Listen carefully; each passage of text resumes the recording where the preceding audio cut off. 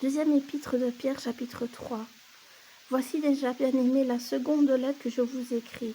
Dans l'une et dans l'autre, je cherche à éveiller, par des avertissements, votre saine intelligence, afin que vous vous souveniez des choses annoncées d'avance par les saints prophètes, et du commandement du Seigneur et Sauveur, enseigné par les apôtres, sachant avant tout que, dans les derniers jours, il viendra des moqueurs avec leur raillerie, marchant selon leur propre convoitise, et disant, où est la promesse de son avènement?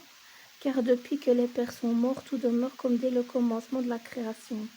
Ils veulent ignorer en effet que des cieux existèrent autrefois par la parole de Dieu, de même qu'une terre tirée de l'eau est formée au moyen de l'eau, et que par ces choses le monde alors périt, submergé par l'eau, tandis que, par la même parole, les cieux et la terre d'à présent sont gardés et réservés pour le feu, pour le jour du jugement et de la ruine des hommes impies.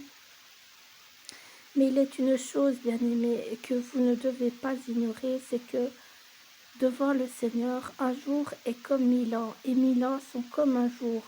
Le Seigneur ne tarde pas dans l'accomplissement de la promesse, comme quelques-uns le croient, mais il use de patience envers vous, ne voulant pas qu'aucun périsse, mais voulant que tous arrivent à la repentance. Le jour du Seigneur viendra comme un voleur dans la nuit. En ce jour, les cieux passeront avec fracas, les éléments brasés se dissoudront et la terre avec les œuvres qu'elle renferme sera consumée. Puis donc que toutes ces choses doivent se dissoudre, qu'elles ne devez-vous pas être par la sainteté de la conduite et par la piété, attendant et attend l'avènement du jour de Dieu, jour à cause duquel les cieux enflammés se dissoudront et les éléments brasés se fondront. Mais nous attendons selon sa promesse de nouveaux cieux et une nouvelle terre où la justice habitera. C'est pourquoi, bien-aimés, en attendant ces choses, appliquez-vous à être trouvés par lui sans tache et irrépréhensibles dans la paix. Croyez que la patience de notre Seigneur est votre salut, comme notre bien-aimé frère Paul vous l'a aussi écrit, selon la sagesse qui lui a été donnée.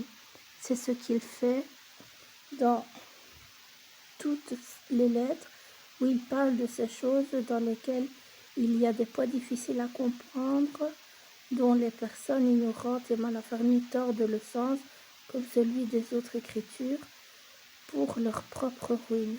Et vous donc, bien-aimés, qui êtes avertis, mettez-vous sur vos gardes de peur qu'entraînés par l'égarement des impies, vous ne veniez à déchoir de votre fermeté, mais croissez dans la grâce et dans la connaissance de notre Seigneur et Sauveur Jésus-Christ. À lui soit la gloire maintenant et pour l'éternité. Amen.